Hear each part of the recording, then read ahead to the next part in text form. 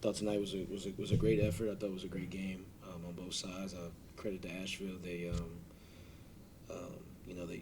made plays when they needed it most.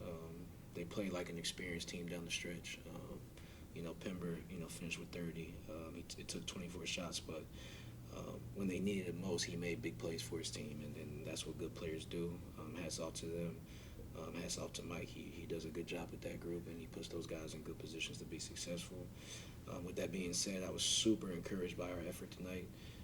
Play with 7 guys and to get 23 offensive rebounds. That's unreal. To out-rebound them by 19, to outshoot them by 12 shots.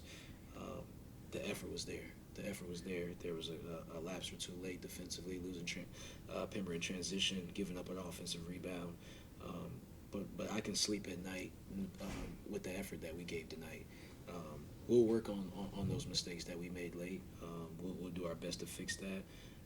But I didn't have to coach effort tonight, and I haven't had to coach effort almost every night that I've been with this team, and I appreciate them for that. And when we get some guys back, I feel really good about the direction we're heading in. Yeah, the depth is just, RJ played 39 minutes, Alon played 38 minutes. I mean, you even had a guy like Bolton who doesn't play much, played 27, almost 28 minutes. I mean, injuries happen, but this team has got to be looking forward to having just a little more depth. That guy that's sitting next to you needs a breather every now and then. Absolutely. First I want to shout out Bolton, right? 9 points, 8 rebounds, 3 offensive rebounds, 27 minutes, 28 minutes really. For that kid, he hadn't played Division I minutes up until Wednesday. In his second Division I game to play that and to be relied on that heavily down the stretch, credit to him for being ready, for not pouting, for not quitting, for not for being ready for his opportunity. Like, this is what it's about. This right now is showing me that we have a little bit more depth than I thought. And now when we get those reinforcements back, now we're gonna I really feel good moving forward because I'm trusting these guys that maybe wouldn't have gotten this opportunity even more, and I think this is really going to help us in the long run, not only this year but moving forward.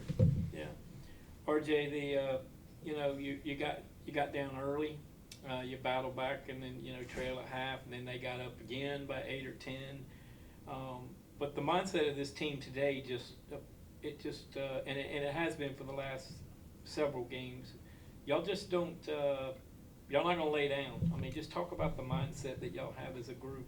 Yeah, Coach Nim challenges us to have an edge. He challenges us today to have one specifically, and I think that's a big part of it, is what he preaches every day. So, when we go out there and we get down 8, 10, it doesn't matter. Just got to keep playing, keep fighting. And it's a game of runs, it's basketball, so it's all about how you respond. So I know that, not having DJ hurts us a little bit, but the three-point shooting has not helped you much in the last couple of games. Is that just a product of, do you feel like you're taking good shots and they're just not going in, or is there sometimes when you get a little, not you, but the team gets a little three-point happy when it's not going well? Nah, I'll be honest. I think it's a result of the minutes, man. These guys are getting worn down a little bit. If I'm just being honest, Alon Sumler, he's an excellent shooter. He's 0 for 6 tonight. He's 1 for 12 the night before. But he's being, in these last 2 games, he's been asked to do something that he hasn't had to do, which is play 38 minutes, chase guys off screens, then turn around and get to the rim. I'm telling him, be physical to the rim. Right. Then I'm asking him to knock down the same shots that you knock down.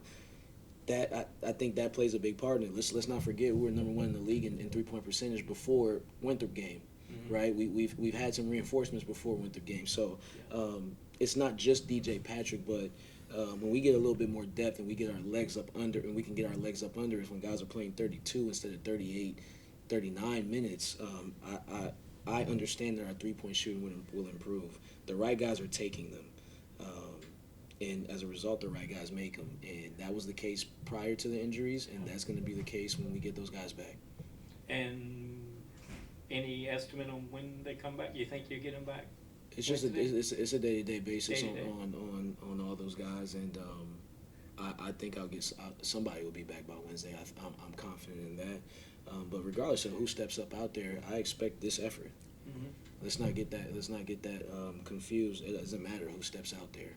If someone else goes down, God forbid, and someone else has to take off them blue sweats and put on a jersey, I expect that same effort. So we'll see who we have on Wednesday, but I don't expect nothing different to change from as far as our game plan and how we play. Okay. Coach, defensively, this Asheville team came in averaging over 80 points. Obviously, you don't get the win, but defensively, a lot of people thought you might do a zone because you have 7 people. You have played a little bit of zone with the lack of bench. You primarily stuck with your man-to-man, stayed out of foul trouble. Can you talk about the intensity on defense that allowed you guys to stay in this game?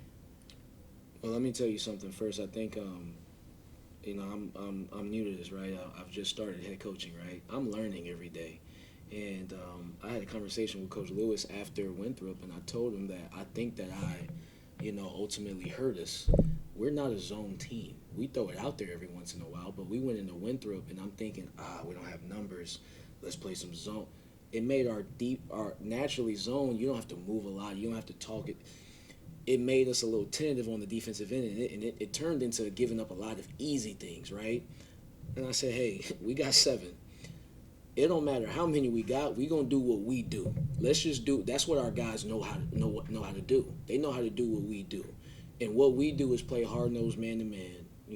We guard balls where we get. Let's just do what we do, and we did that tonight. And you can't worry about the fouls. You can't worry about the fouls like High Point. We did what we did at High Point. We played man to man. We got a nasty foul trouble early. But we did what we did, and we eventually snuck back into the game because our guys are comfortable in doing what they do every single day. So I think that I hurt us. It was my decision. I think I hurt us against Winthrop, and I told Coach Lewis that in the office. And today I said, hey, we're going to play our game. We're not going to let any circumstance, anything change anything. If we have 6, we're going to play our game because it's the only way that we know how. You mentioned it was Bolton's just second D1 game. I wouldn't say shaky against Winthrop, but definitely you might say that he's a little chaotic out there. It seemed like he was more controlled chaos in a good way tonight out there against Asheville. Can you talk to what him stepping up and stepping into that role with just 7 players has meant to this team? Because it seems like everybody on that bench is celebrating every little thing he does. It doesn't show up in the box score. Well, I'll tell you why they're celebrating him. Because they got to deal with him in practice. The cat is a terror in practice. He just makes mental mistakes, and that's kind of, restricted him on that end. The things that this kid is doing out there, they're cheering because it's happened to them. They've got pushed in the back on them offensive rebounds. They've contested one of his shots, and he's made.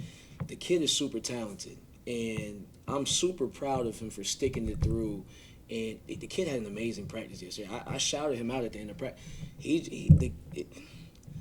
I can't say enough about that kid and his attitude.